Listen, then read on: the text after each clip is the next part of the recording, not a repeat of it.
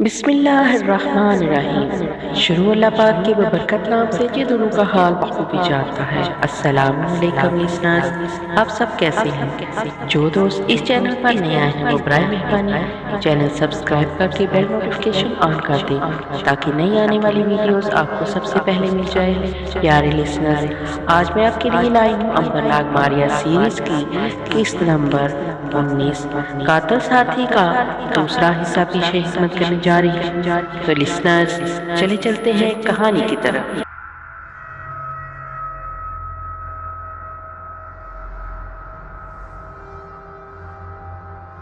امبر نے اسے سینے سے لگا لیا۔ مجھے بڑی خوشی ہوئی ہے کہ تم نے صرف میرے کہنے پر میرے خدا پر ایمان لے آئے ہو۔ تم نے ایک پل کے لیے بھی نہیں پوچھا کہ یہ خدا کون ہے جس کو میں اپنے سامنے جان کر قسم کھا رہا ہوں۔ چور نے کہا، اے دوست، اگرچہ میں ڈاکے ڈالتا ہوں مگر خدا کے بارے میں اکثر سوچتا رہتا ہوں کہ اگر مرنے کے بعد اس نے میرے گناہوں کا حساب مانگا تو میں کیا جواب دوں گا۔ خدا کا ڈر میرے سینے میں ایک نہ ایک جگہ ضرور چھپا ہوا تھا جو آج ظاہر ہو گیا۔ امبر نے کہا، تمہارا نام کیا ہے بھائی؟ چور نے کہا، کیلاش۔ میرا نام کیلاش ہے اور میں پرانے بیل قبیلے کا آدمی ہوں۔ میرے باپ دادا جنگجو سپاہی تھے، انہیں دشمنوں نے تمام خاندان سمیت قتل کر دیا تھا۔ میں کسی طرح جان بچا کر بھاگا اور پھر عہد کیا کہ جب تک دشمنوں سے بدلہ نہیں لوں گا چین سے نہیں بیٹھوں گا۔ میں نے بدلہ لے لیا اور پھر جب کوئی کام نہیں ملا تو میں نے لوگوں کو لوٹنا شروع کر دیا۔ امبر نے کہا، خدا کا شکر ہے کیلاش کہ تم سیدھی راہ پر آ گئے ہو، اب تم جا سکتے ہو۔ کیلاش نے ہاتھ باندھ کر کہا، اے طاقتور نوجوان، خدا کے نام پر مجھ پر یہ بید کھولو کہ تلوار نے تم پر اثر کیوں نہیں کیا؟ تم قتل ہونے کے باوجود قتل کیوں نہیں ہوئے؟ تم مرے کیوں نہیں؟ یہ معامہ کیا ہے؟ یہ کیا راز ہے؟ کیا تم کوئی دیوتا ہو؟ کیا تم شیوا جی ہو؟ کیا کوئی اس کا روپ ہو؟ امبر ہنس کر بولا، کیلاش، یہ ایک راز ہے جو میں تمہیں بیان نہیں کر سکتا۔ اس راز کو میں تمہارے سامنے نہیں کھول سکتا، لیکن اتنا بتا دینا میں اپنا فرض سمجھتا ہوں کہ میں دیوتا نہیں ہوں، میں شیوا جی کا کوئی روپ نہیں ہوں، بلکہ تمہاری طرح ایک انسان ہوں۔ چور کیلاش بولا، یہ کیسے ہو سکتا ہے کہ تم ایک عام انسان ہو کر موت پر حکومت کر سکو؟ یہ کیسے ہو سکتا ہے کہ تلوار تمہارے جسم سے پار ہو جائے اور تمہارا جسم دو ٹکڑے نہ ہو؟ تم ویسے زندہ سلامت رہو اور خون کا ایک قطرہ بھی نہ بہے؟ میں یہ ہرگز ماننے کے لیے تیار نہیں جو تم نے کی ہے۔ ایک عام انسان اگر ہوتا تو وہ میرے پہلے وار سے ہی ہلاک ہو چکا ہوتا۔ امبر نے مسکرا کر کہا، کیلاش، تم ان باتوں کو بھول جاؤ، جو کچھ ہوا اسے ایک خواب سمجھو اور جا کر کسی شہر میں عزت و آبرو کا کام شروع کر کے اپنی روزی کماؤ، خدا تمہارے رزق میں بڑی برکت دے گا۔ کیلاش ہاتھ باندھ کر کہنے لگا، مہاراج، اب میں تمہارے دامن کو چھوڑ کر کہیں نہیں جا سکتا۔ خدا نے مجھے تم سے ملایا ہے، اب میں تم سے الگ نہیں ہوں گا، چاہے مجھے بھوکا ہی کیوں نہ رہنا پڑے۔ امبر بولا، نہیں نہیں کیلاش، تم میرے ساتھ کیسے رہ سکتے ہو؟ میں تو ایک آوارہ گرد غریب سیلانی ہوں، میں تو اگر صبح کو یہاں ہوتا ہوں تو شام کو کسی اور جگہ ہوتا ہوں، تم میرے ساتھ نہ رہ سکو گے۔ چور کیلاش نے منت سماجت کے انداز میں کہا، خدا کے لیے میرا دل نہ توڑو، میں تمہارے ساتھ بھوکا بھی رہ لوں گا مگر تمہارا دامن نہیں چھوڑوں گا۔ تم نے میری ساری زندگی بدل دی ہے، اب باقی زندگی تمہاری خدمت میں ہی بسر ہوگی۔ امبر بڑا پریشان ہوا کہ یہ شخص ہاں اس کے پیچھے پڑ رہا ہے۔ اس نے آخری بار کہا، اچھا یہ بتاؤ کہ تم کو اگر میرے ساتھ رہ کر مرنا پڑے تو مر جاؤ گے؟ کیلاش نے سینے پر ہاتھ رکھ کر کہا، میں خدا کو اپنے سامنے حاضر ناظر جان کر کہتا ہوں کہ میں تمہارے ساتھ رہ کر تمہارے لیے اپنی جان بھی قربان کر دوں گا، اس سے زیادہ میں اور کچھ نہیں کہہ سکتا۔ امبر نے مسکرا کر کہا، اس سے زیادہ مجھے کسی چیز کی ضرورت بھی نہیں، لیکن میری ایک شرط ہوگی، میں ہر شرط ماننے کو تیار ہوں، تم فکر نہ کرو۔ امبر نے کہا، میری شرط یہ ہے کہ تم میرے کسی معاملے میں دخل نہیں دینا ہوگا، مجھ سے کبھی بھی یہ نہیں پوچھنا ہوگا کہ یہ کیسے ہو گیا، یہ کیوں کر ہو گیا۔ میں وعدہ کرتا ہوں کہ تم سے کبھی کوئی اس قسم کا سوال نہیں کروں گا۔ تو پھر میرے ساتھ آ جاؤ، جہاں میں جاؤں گا تم بھی میرے ساتھ چلنا۔ کیلاش نے آگے بڑھ کر امبر کے ہاتھ چوم لیے اور کہا، تم نے مجھے زندگی کی سب سے بڑی خوشی دی ہے، میں ساری زندگی تمہارا احسان نہ بھلا سکوں گا۔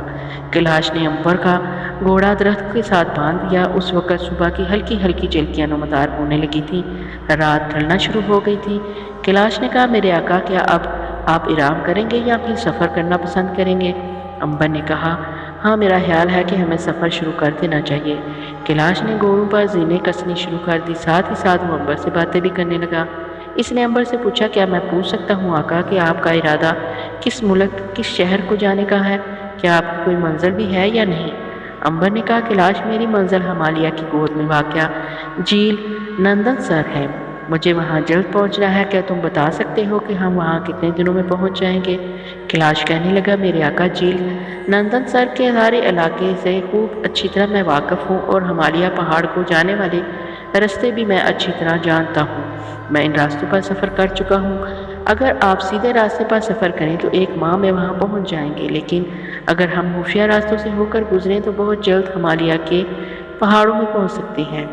امبر نے پوچھا، کیا یہ خفیہ راستے خطرناک ہیں؟ ہاں میرے آقا، یہ راستے مختصر بھی ہیں اور خطرناک بھی ہیں، مگر ایسی کوئی بات نہیں، میں 2 بار ان راستوں پر سفر کر چکا ہوں۔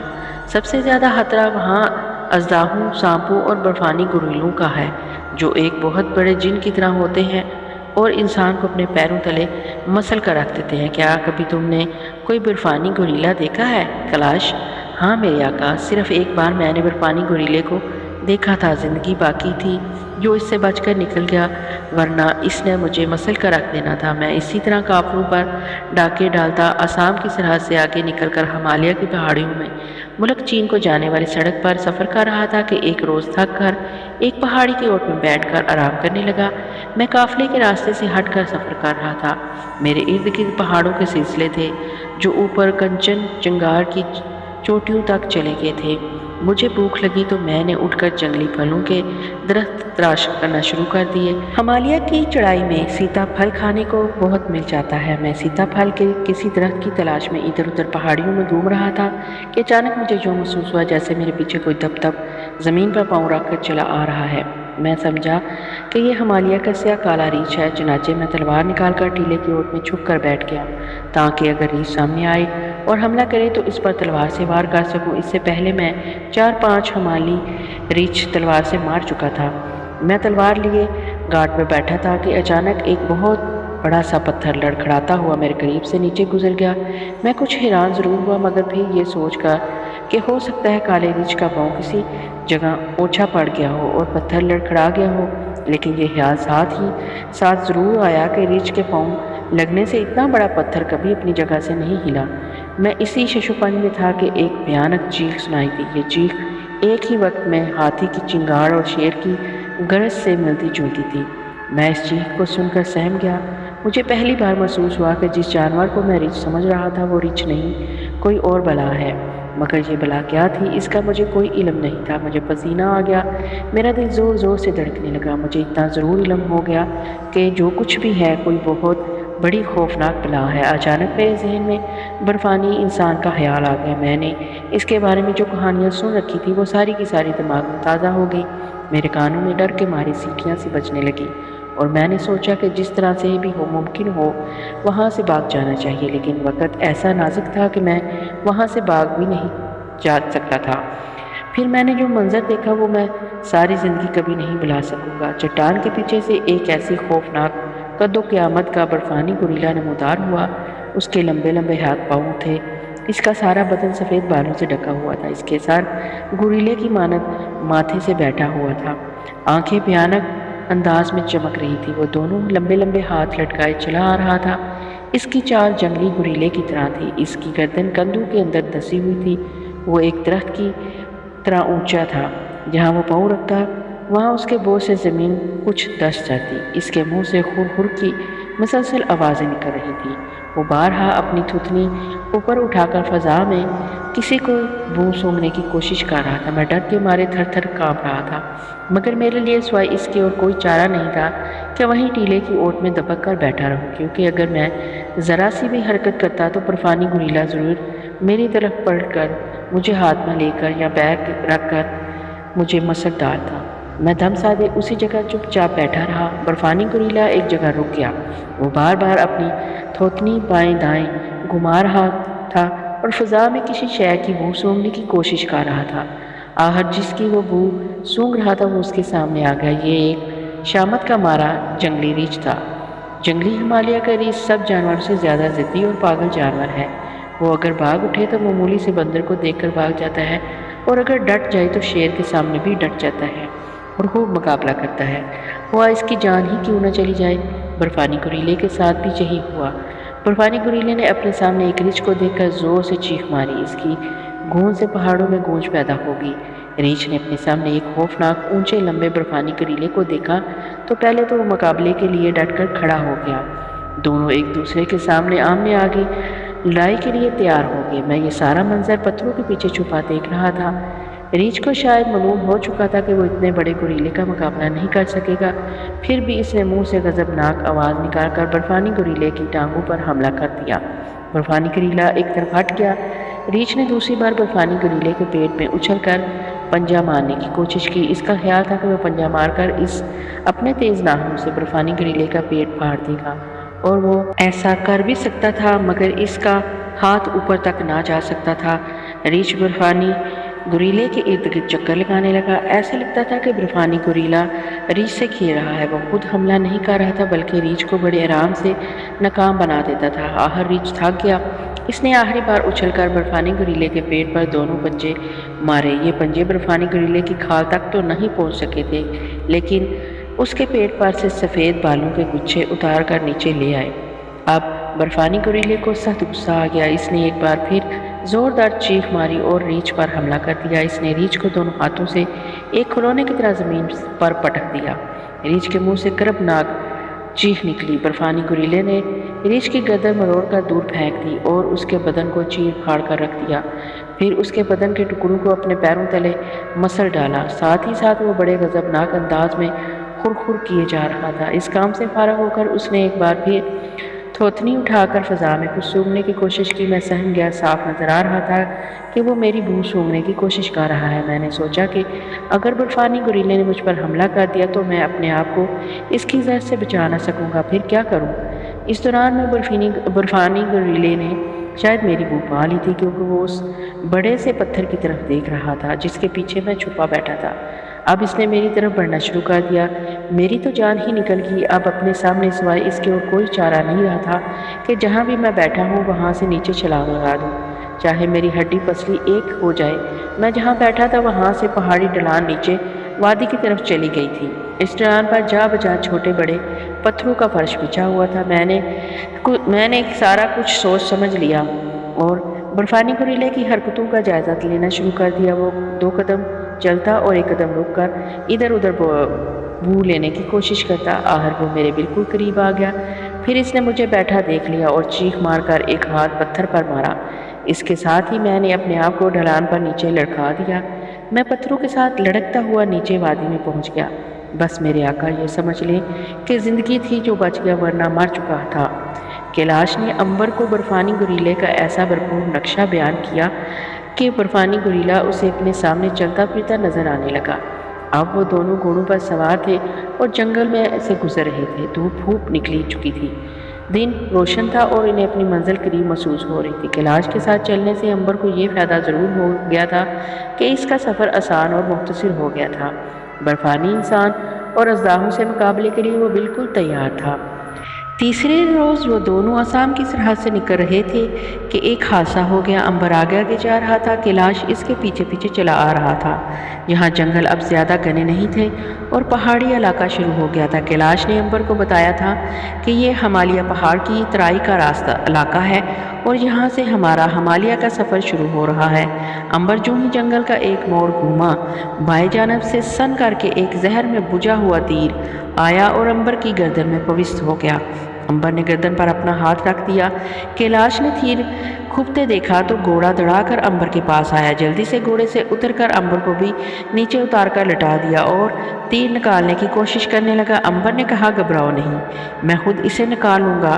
عنبر نے ہاتھ بڑھا کر گردن میں سے تیر نکال کر پھینک دیا۔ کیلاش نے کہا، میرے آقا، یہ تیر بڑے مہلک زہر میں بجھا ہوا تھا۔ جس کو یہ تیر ایک بار لگ جائے وہ تھوڑی دیر کے بعد زہر کے اثر سے مر جاتا ہے۔ میرے کئی ساتھی اس زہر کی وجہ سے میری آنکھوں کے سامنے مر گئے ہیں۔ عنبر نے مسکرا کر کہا، کیلاش فکر نہ کرو، یہ زہر مجھے کچھ نہیں کہے گا۔ کیلاش نے دیکھا کہ امبر کی گردن میں جہاں تیر لگا تھا وہاں زخم کا معمولی سا نشان بھی نہیں تھا۔ وہ اس سے پہلے امبر کی اس قسم کی کرامات دیکھ چکا تھا، لیکن امبر کی گردن میں جہاں تیر لگا تھا کھال نیلی پڑ گئی تھی۔ صاف معلوم ہو رہا تھا کہ زہر اثر کرنے لگا ہے۔ کیلاش نے کہا، میرے آقا، آپ کی گردن پر نیلا نشان پڑ گیا ہے، زہر نے اپنا اثر دکھانا شروع کر دیا ہے۔ میں ابھی جنگل میں سے تمباکو کے پتے توڑ کر لاتا ہوں، ہو سکتا ہے اس طرح آپ کی جان بچ جائے۔ امبر نے کہا، زہر میرا کچھ نہیں بگاڑ سکے گا کیلاش، بے فکر ہو، یہ نیلا نشان ابھی ختم ہو جائے گا۔ اور ایسا ہی ہوا، دیکھتے ہی دیکھتے زہر کا نشان غائب ہو گیا۔ امبر اٹھ کر گھوڑے کی باگ تھام کر بولا، چلو میں سفر پر چلنے کے لیے تیار ہوں۔ اگر میری قسمت میں موت لکھی ہوئی تو میں تمہاری تلوار کے آواز سے ہی مر جاتا، مگر ایسا نہیں ہے، میں نہیں مر سکتا۔ کیلاش نے پوچھا، اس کی کیا وجہ ہے میرے آقا، آپ کیوں نہیں مر سکتے؟ امبر نے کہا، کیا تمہیں اپنی شرط یاد نہیں؟ تم نے کہا تھا کہ تم مجھ سے کبھی اس قسم کا کوئی سوال نہیں پوچھو گے۔ کیلاش ہونٹوں پر انگلی رکھ کر بولا، مجھ سے غلطی ہوگی میرے آقا، آئندہ سے میں ایسی غلطی کبھی نہیں کروں گا۔ ابھی وہ باتیں ہی کر رہے تھے کہ انہیں جنگلیوں کی چیخوں کی آواز سنائی دی، اور دیکھتے ہی دیکھتے کتنے ہی جنگلی ناگاؤں نے انہیں گھیر لیا۔ ان کے ہاتھوں میں تیر کمان تھے اور وہ اچھل اچھل کر اپنے غصے کا اظہار کر رہے تھے۔ کیلاش تو سہم کر امبر کے پیچھے ہو گیا۔ ایک سردار ناگا نے آگے بڑھ کر کہا، ان کی کھال اتارنے کے لیے لے چلو انہیں۔ باقی ناگاؤں نے امبر اور کیلاش کے بازوؤں کو پشت پر بانس کے ڈنڈوں سے کس کر باندھ دیا اور انہیں بھیڑ بکریوں کی طرح ہانکتے ہوئے اپنے ڈیرے پر لے آئے۔ ناگاؤں کا ڈیرا پہاڑوں کے درمیان ایک کھلی جگہ پر تھا۔ یہاں بانس کی جھوپڑیاں جا بجا بنی ہوئی تھی، پتھر کے بڑے بڑے بت بھی رکھے ہوئے تھے جن کی یہ ناگا پوجا کرتے تھے۔ ناگا عورتیں ایک طرف بیٹھی بانس کے تیر کمان بنا رہی تھی، بیچ میں آگ جل رہی تھی۔ ناگا سردار نے زمین پر پاؤں مار کر کہا، قیدیوں کو بند کر دیا جائے، کل صبح ان کی کھال ادھیڑ دی جائے گی تاکہ انہیں ہمارے علاقے میں آنے کا مزہ چکھایا جائے۔ امبر نے بہت کہا کہ وہ مسافر ہیں اور ہمالیہ کے پہاڑ کا سفر کر رہے ہیں، مگر سردار نے اس کی ایک نہ سنی اور اس کی گردن پر کمان زور سے مار کر بولا، اگر میرا تیر خطا نہ ہو جاتا تو تم اب تک مر چکے ہوتے۔ خیر، کل تم زندہ نہیں ہوگے اور تمہارے ساتھی بھی تمہارے ساتھ ہی موت کی آغوش میں پہنچ جائے گا۔ اب امبر سمجھا کہ سردار کو یہ مغالطہ ہوا ہے کہ اس کا تیر امبر کی گردن پر لگا ہی نہیں بلکہ نشانہ چوک گیا ہے، حالانکہ یہ سراسر غلط بات تھی۔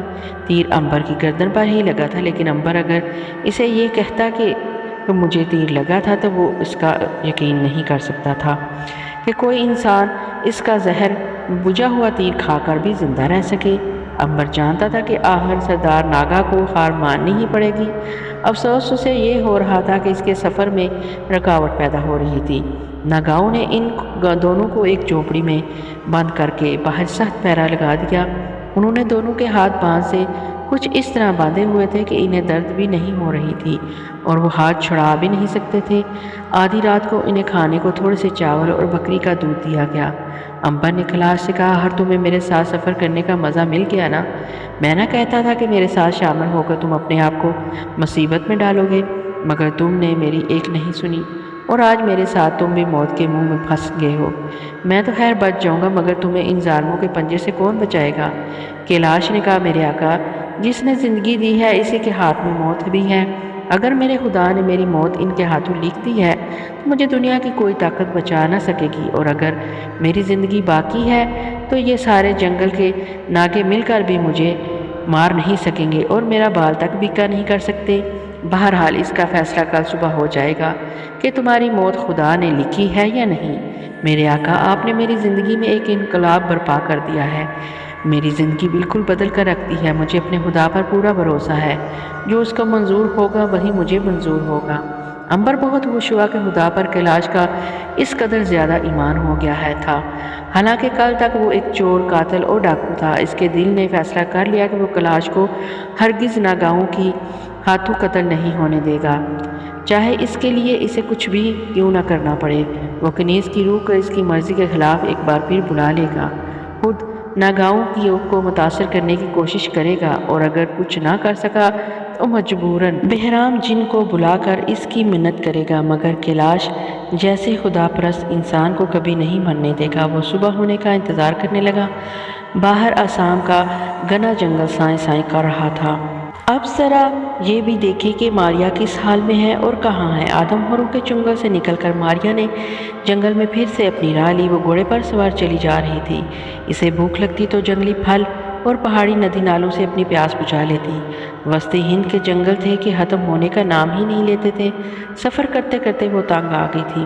اسے کچھ بھی تو معلوم نہیں تھا کہ اس کو اس کے بھائی کہاں ملیں گے۔ بس وہ خدا کے بھروسے پر ہمت کر کے چلی جا رہی تھی۔ وہ اس مقام پر پہنچی جہاں آدم ہورے نے امبر کو گرفتار کر لیا تھا تو اس نے کچھ لوگوں کو دیکھا کہ آگ جلائے بیٹھے ہیں اور ایک دوسرے قبیلے کے وحشی آدمی بھون کر کھانا کھا رہے ہیں۔ ماریا کا دل کانپ گیا۔ وہ سمجھ گئی کہ یہ آدم ہوروں کا قبیلہ ہے اور یہ اپنے کسی دشمن کو ہلاک کر کر کھا رہے ہیں۔ ان لوگوں کے بارے میں ماریا نے بہت پہلے کچھ سن رکھا تھا۔ اگر وہ غائب نہ ہوتی تو آدم ہور اسے کبھی معاف نہ کرتے اور اسے بھی پکڑ کر کھا جاتے۔ ماریا نے خدا کا شکر ادا کیا کہ وہ غائب ہو کر وہاں کھڑی تھی۔ وہ گھوڑے پر بیٹھی ایک درخت کے نیچے چپ چاپ کھڑی آدم ہوروں کو انسانی جسم کا گوشت کھاتے دیکھ رہی تھی۔ اگر وہ ابھی تک زندہ ہوتا تو ضرور ماریا اس کی جان بچا لیتی، مگر وہ تو پہلے ہی مر چکا تھا۔ اب وہ دوبارہ زندہ نہیں ہو سکتا تھا۔ ماریا نے سوچا ان آدم ہوروں کو ان کے گناہ کی ضرور سزا ملنی چاہیے۔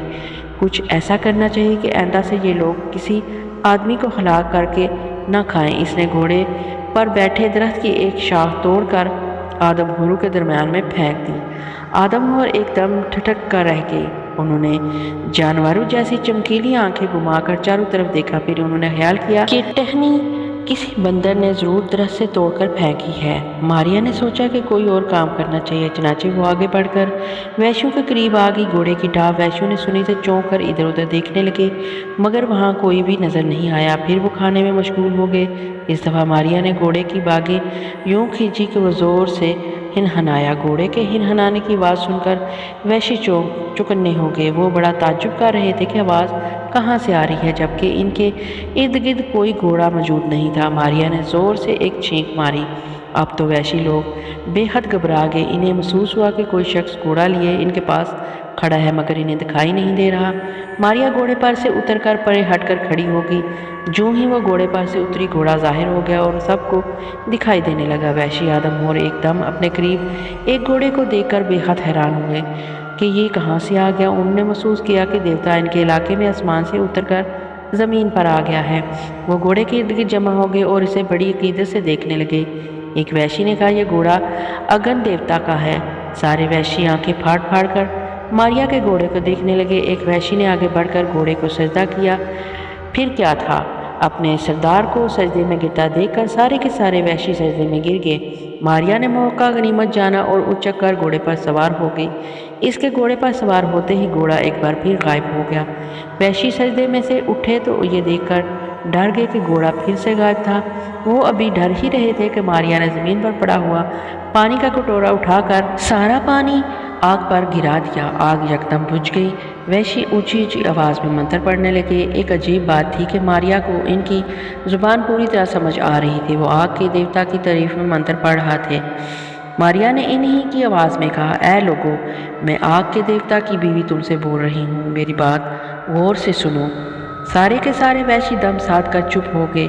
جنگل میں یکلخت گہرا سناٹا چھا گیا۔ ماریا نے کہا، اے سردار آگے آ جاؤ، میں تمہارے لیے آگ کے دیوتا کا خاص پیغام لائی ہوں۔ وحشیوں کا سردار آگے بڑھ کر کھڑا ہو گیا۔ اس نے دونوں ہاتھ جوڑے ہوئے تھے اور وہ آسمان کی طرف ہی دیکھ رہا تھا۔ اس نے کانپتی ہوئی آواز میں کہا، اے عظیم دیوی، اے عظیم اگن دیوی کی دیوتا کی بیوی تارا، کیا حکم ہے؟ ہم تمہارے حکم کے غلام ہیں۔ ماریا کو معلوم ہوا کہ اگن کی دیوتا کی بیوی کا نام تارا دیوی ہے۔ اس نے کہا، اگن دیوتا نے حکم دیا ہے کہ اے وحشی سردار، تیرے گوشت کو بھون کر اس کے حضور پیش کیا جائے۔ یہ سن کر وحشی سردار روتے ہوئے سجدے میں گر پڑا۔ معاف کر دو دیوی، میرے بچوں کے لیے مجھے معاف کر دو۔ ماریا نے روبدار آواز میں کہا، ہرگز نہیں، آگ کا دیوتا تم سے ناراض ہے۔ اس نے تمہارے گوشت کی خواہش کی ہے، وہ تمہارا گوشت بھون کر کھانا چاہتا ہے۔ سردار نے سر زمین پر مار مار کر کہا، عظیم دیوی تارا، آگ کے دیوتا سے میری جان بخشی کی سفارش کرو، میری جان بخشی کروا دو۔ ماریا نے کہا، یہ ایک شرط پر ہو سکتا ہے۔ سردار نے سر اٹھا کر کہا، دیوی وہ کون سی شرط ہے؟ میں ہر حالت میں شرط پوری کروں گا۔ ماریا نے کہا، اگر تم لوگ وعدہ کرو کہ آئندہ سے تم کسی انسان کو نہیں کھاؤ گے تو میں اپنے خاوند کے آگے تمہاری جان بخشی کی سفارش ضرور کروں گی۔ سردار نے ہاتھ جوڑ کر گڑ گڑاتے ہوئے کہا، میں اگن دیوتا کی قسم کھا کر وعدہ کرتا ہوں کہ آئندہ کبھی کسی انسان کو بھون کر نہیں کھاؤں گا۔ صرف میں ہی نہیں بلکہ میرے قبیلے میں بھی کوئی بھی شخص کسی انسان کا شکار نہیں کرے گا، ہوا وہ دشمن ہی کیوں نہ ہو۔ اور اگر تم اپنے وعدے سے پھر گئے تو ہرگز ہرگز نہیں پھروں گا۔ ہم اگر اپنے وعدے سے پھر گئے تو پھر میں سب سے پہلے اپنا گوشت بھون کر اگن دیوتا کی بھیٹ کروں گا۔ ماریا خوش ہوگی کہ اس نے غائب ہونے کا اچھا فائدہ اٹھایا۔ اسے معلوم تھا کہ یہ وحشی لوگ اپنے وعدے اور قسموں کے بڑے پابند ہوتے ہیں۔ اگر یہ ایک بار قسم کھا لیں تو اس پر کبھی بھی نہیں پھرتے۔ اس طرح اگر یہ ایک بار قسم کھا لیں تو چاہے ان کی جان ہی چلی جائے مگر وہ اپنی قسم کبھی نہیں توڑیں گے۔ ٹھیک ہے سردار، میں اگن دیوتا کو راضی کر لوں گی، وہ تمہیں کچھ نہیں کہے اور تمہیں بھون کر کھانے کا حکم واپس لے لے۔ سارے وحشی ایک زبان ہو کر بولے، تارا دیوی کی جے ہو۔ ماریا نے اسی روبدار آواز میں امبر اور ناگ کے بارے میں پوچھا، کیونکہ اسے معلوم تھا کہ وہ دونوں اسی راستے سے گزرے ہیں اور یہ کبھی نہیں ہو سکتا کہ ان کا ان آدم خور وحشیوں سے ٹکراؤ نہ ہوا ہو۔ کیا ادھر سے کوئی ایسا انسان گزرا ہے جس کو تم لوگوں نے بھون کر کھانے کی کوشش کی ہو اور اس پر آگ نے اثر نہ کیا ہو؟ وحشی سردار نے کہا، ہاں تارا دیوی، ایک ایسا انسان یہاں سے 2 روز پہلے گزرا تھا۔ وہ کوئی دیوتا کے قبیلے سے تھا۔ ہم نے اسے آگ پر رکھا، آگ نے اسے جلانے سے انکار کر دیا۔ پھر ہم نے اس پر کھولتا ہوا گرم گرم تیل ڈالا، اس کے جسم پر گرم تیل کا کچھ بھی اثر نہ ہوا۔ پھر ہم نے اس کے جسم میں نیزے چبھوئے، وہ پھر بھی زندہ رہا۔ اسے تارا دیوی، وہ ایک دیوتا ہے۔ ماریا سمجھ گئی کہ سردار امبر کا ذکر کر رہا ہے۔ اس نے پوچھا، کیا اس کے ساتھ کوئی دوسرا شخص بھی تھا؟ وحشی سردار نے کہا، نہیں اے عظیم تارا دیوی، وہ عظیم شخص اکیلا تھا۔ کیا اس کے پاس کوئی سانپ بھی تھا؟ نہیں اے عظیم دیوی، اس کے پاس کوئی بھی سانپ نہیں تھا، صرف ایک گھوڑا تھا اور اس پر ایک صندوقچی تھی۔ ماریا کے کان کھڑے ہو گئے۔ اس نے پوچھا، اس صندوقچی میں کیا تھا؟ سردار نے کہا، میں نے صندوقچی کھول کر نہیں دیکھی ہے دیوی۔ ماریا کچھ پریشان ہو گئی کہ ناگ کہاں چلا گیا۔ وحشی سردار کی باتوں سے ہی ظاہر ہو رہا تھا کہ امبر اکیلا سفر کر رہا ہے اور ناگ اس کے ساتھ نہیں ہے، تو کیا اس سے بچھڑ گیا؟ پھر اسے صندوقچی میں کیا تھا؟ کیا امبر نے ناگ کو صندوقچی میں بند کر رکھا تھا؟ وہ سوچ سوچ کر پریشان ہو گئی، لیکن کم سے کم اسے اس بات کا اطمینان ہو گیا کہ وہ درست سمت میں سفر کر رہی ہے اور اگر وہ رات کو بھی سفر کرے تو ایک دن میں امبر کے پاس پہنچ جائے گی۔ اسے یہ سوچ کر بڑا حوصلہ ہوا کہ وہ اپنے بھائی امبر سے ایک بہت قریب ہے، اور اپنے دوسرے بھائی ناگ کے بارے میں وہ پریشان ضرور تھی کہ آخر وہ امبر کے ساتھ کیوں نہیں ہے، وہ کہاں چلا گیا۔ ماریا نے بلند آواز میں کہا، اے قبیلے کے سردار، اب میں جا رہی ہوں۔ میں اگن دیوتا سے تمہاری جان بخشی کروا لوں گی، مگر یاد رکھنا ہرگز ہرگز آج سے کسی انسان کا شکار نہ کرنا۔ سردار نے سر جھکا کر کہا، کبھی نہیں عظیم تارا دیوی، ایسا کبھی نہیں ہوگا۔ آج سے ہمارے قبیلے میں انسان کا گوشت حرام ہو گیا ہے، لیکن دیوی جاتے ہوئے ہمیں کچھ نشانی ضرور بتاتی جانا۔ ماریا سمجھ گئی کہ ان لوگوں میں یہ دستور چلا آ رہا ہے کہ جب بھی ان کے پاس کوئی دیوتا یا جن بھوت آتا تو جاتی دفعہ کوئی نہ کوئی نشانی ضرور دے کر جاتا، جس سے یہ لوگ سمجھ جاتے کہ دیوتا اب وہاں نہیں ہے۔ ماریا نے کہا، میری نشانی یہ ہوگی کہ میں جاتے ہوئے اس سامنے والے درخت کے نیچے لٹکتی ہوئی ٹہنی توڑ دوں گی۔ دیوتا تمہارے نگہبان ہو اے عظیم دیوی۔ ماریا گھوڑے پر سوار وہاں سے چلی تو درخت کے نیچے لٹکتی ہوئی شاخ کو اس نے ہاتھ سے پکڑ کر توڑ دیا۔ شاخ کو اپنے آپ ٹوٹ کر زمین پر گرتے دیکھ کر سارے وحشیوں نے خوشی سے اگن دیوتا کی فتح کا نعرہ لگایا اور پھر سجدے میں گر گئے۔ ماریا ان کو وہیں سجدے میں چھوڑ کر آگے نکل گئی۔ اب وہ یہی چاہتی تھی کہ دن رات سفر کر کے کسی نہ کسی طرح اپنے بھائیوں سے جا ملے۔ جنگل کا راستہ اب ذرا کھلا ہو گیا تھا اور پہاڑی ڈھلانیں شروع ہو گئی تھی۔ ماریا نے گھوڑے کو قدم قدم چلانے کی بجائے تیز چلانا شروع کر دیا۔ जहाँ कच्ची सड़क साफ होती वो घोड़े को दौड़ाना शुरू कर दी। रास्ते में इसने एक हाथी को सड़क के ऐन दरमियान में बैठे हुए देखा। हाथी ने सूंड उठाकर इंसान की बू महसूस की, मगर वो बड़ा हैरान हुआ कि इंसान की बू तो बहुत तेज़ आ रही है मगर इंसान कहीं दिखाई नहीं दे रहा। फिर इसने घोड़े की टापों की आवाज़ सुनी। वो होशियार होकर सूंड को चारों तरफ घुमाने लगा। मारिया रुक गई। सिवाय इस सड़क के और कोई रास्ता ना था जहाँ से गुजरकर मारिया आगे निकल सकती।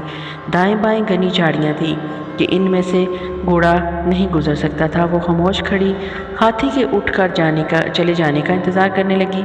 हाथी को इंसान की बड़ी तेज़ बू आने लगी थी। वो बेचैन होकर उठकर खड़ा हो गया और जिधर से बू आ रही थी सूंड लहराता हुआ इस तरफ आगे बढ़ा।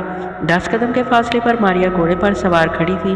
वो परेशान सी होगी कि हाथी ने इस पर सूंड से हमला कर दिया तो वो क्या करेगी। हाथी इंसान की बू पाकर ठीक उसकी सीध में आता है और इस वक्त अगर कोई इसकी आंखों पर पट्टी भी बांध दे फिर भी वो कभी गलती नहीं दिखाता और ठीक इंसान के सर पर पहुंच जाता है। हाथी की छठी ही बड़ी तेज होती है। हाथी की सूंड उसके सामने फजा में बल्कि आंखों के आगे लहरा रही थी। करीब था कि हाथी इसके चेहरे पर सूंड मारकर हमला कर दे, क्योंकि इसके जिस्म में से उठती हुई बू ने हाथी को बता दिया था कि वो कहाँ खड़ी है। मारिया घोड़े पर से उतर पड़ी। हाथी ने अपने सामने एक घोड़े को देखा तो गुस्से से पागल हो गया। उसने दीवानावार हवा में सूंड चलानी शुरू कर दी। मारिया ने घोड़े को पीछे हटा लिया। हाथी और आगे बढ़ाया। इसने घोड़े को और पीछे कर लिया। जूं जूं वो पीछे हटती गई हाथी आगे बढ़ता गया। मारिया तंग आ गई। आखिर वो घोड़े पर सवार होगी। घोड़ा गायब हो गया। हाथी ने घोड़े को गायब होते देखा तो ठटक कर रह गया। मारिया घोड़े पर से उतर आई। घोड़ा ज़ाहिर हो गया। हाथी आगे बढ़ा। मारिया फिर घोड़े पर सवार हो गई। घोड़ा फिर गायब हो गया। हाथी रुक गया। चौथी बार मारिया ने घोड़े को ज़ाहिर करके गायब किया तो हाथी चीख मारकर सड़क पर से उतरकर जंगल में भाग गया। हाथी ने घोड़े को भूत प्रेत समझा था और जानवर भूत प्रेत से बड़े डरते हैं। हाथी दफा हुआ तो मारिया ने इत्मीनान का सांस लिया। इस कमबख्त ने न सिर्फ इसका नाक में दम कर दिया था बल्कि इसकी राह भी खोटी कर दी थी। अब सारा रास्ता बिल्कुल साफ था और जंगल के बीच में से दूर तक चला गया था। मारिया ने इस रास्ते पर घोड़े को भगाना शुरू कर दिया। काफ़ी दूर तक वह घोड़े को भगाती रही। जंगल में सड़क बाईं तरफ घूम गई। यहाँ एक नदी आ गई। नदी काफ़ी चौड़ी थी और इस पर कोई पुल वगैरह नहीं था। मारिया सोचने लगी कि वो इसको कैसे अबूर करे। इसने सोचा वो पानी में घोड़ा डाल दे। फिर इसे ख्याल आया कि पानी गहरा हुआ तो घोड़ा कहीं डूब ना जाए। वो किनारे किनारे चलने लगी इस ख्याल से कि शायद आगे चलकर इसे कोई पुल वगैरह मिल जाए। वो काफ़ी दूर तक चलती गई मगर कोई पुल ना मिला।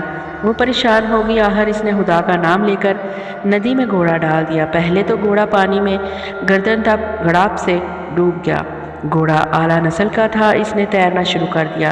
तैरते तैरते वो नदी के दूसरे किनारे पर पहुंच गया। मारिया ने घोड़े पर से उतरकर अपने कपड़े निचोड़कर सिखाए और सोचने लगी कि रात बसर करे या फिर सफ़र जारी रखे, क्योंकि शाम होने लगी थी। मारिया जल्दी जल्दी अपने भाई से मिलना चाहती थी, इसलिए इसने सोचा कि वह रास्ते में किसी जगह रुक कर रात बसर नहीं करेगी और सफ़र जारी रखेगी। चुनाचे वो घोड़े पर सवार हो गई और गहरे होते अंधेरे में आगे बढ़ने लगी। और अब एक दफ़ा फिर जंगल घना होने लगा था।